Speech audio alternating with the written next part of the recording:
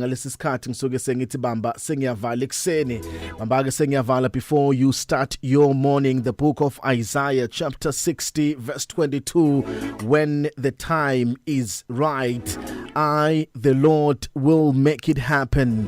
As you are starting your Wednesday morning, elungibambela lelizwe ekseni, meditate upon this word throughout the day.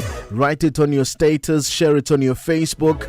Isaiah 60 verse 22, when the time is right, I the Lord will make it happen. Now underline lamazwi, when the time is right. Kubalekile ukuthi isikhathi not esakho, not esabantu, kodwa when the time is right, which is isikhathi sikaNkulunkulu sekuyisiyiso, uNkulunkulu uzokwenza.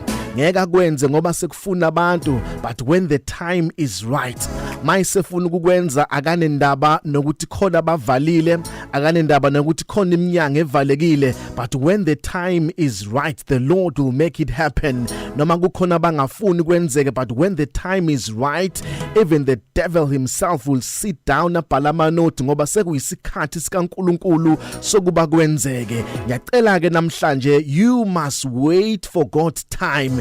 Kufunde ukulindela isikhathi sikaNkulunkulu ngoba ngesikhathi sikaNkulunkulu nothing is impossible. Mase kuyisikhathi sikaNkulunkulu sokuthi uvele, akekho ngakuvimba. Mase kuyisikhathi sikaNkulunkulu sokuthi uphakanyiswe, akekho ngakuvimba ngoba sekuyisikhathi sikaNkulunkulu. Ayikho into emnandi njengokulindela isikhathi sikaNkulunkulu bese uphila ngesikhathi sikaNkulunkulu. Mase kuyiso isikhathi sikaNkulunkulu, akukho kungenzeki kuwena. Nezinto ebebethe ngeke ukwazi ukuzenza, bebuka icharacter yakho, bebuka nawe uqobo, but mase kuyisikhathi sikaNkulunkulu kuyenzeka.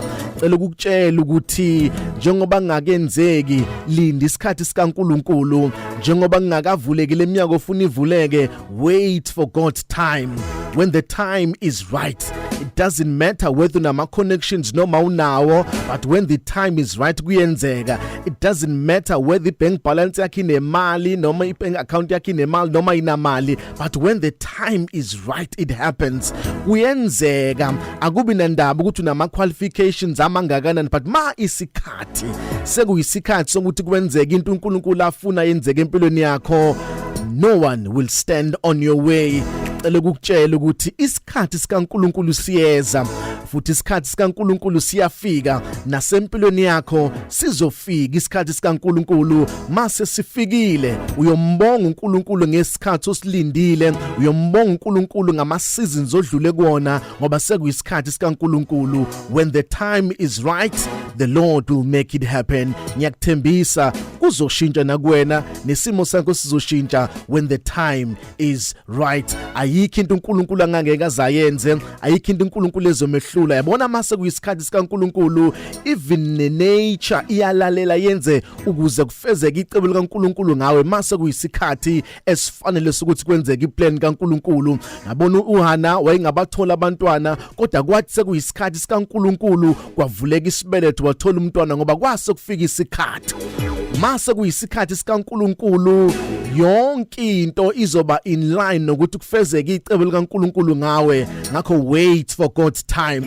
Ungahambi ngokwesikhathi sabantu, but wait for God's time. Ngesikhathi sakhe akukho okungeke kuze kwenzeke. Ayimphumlani inkwanyana. You are blessed, you are favored, and you are set apart. Good morning, Mega Grace Nation.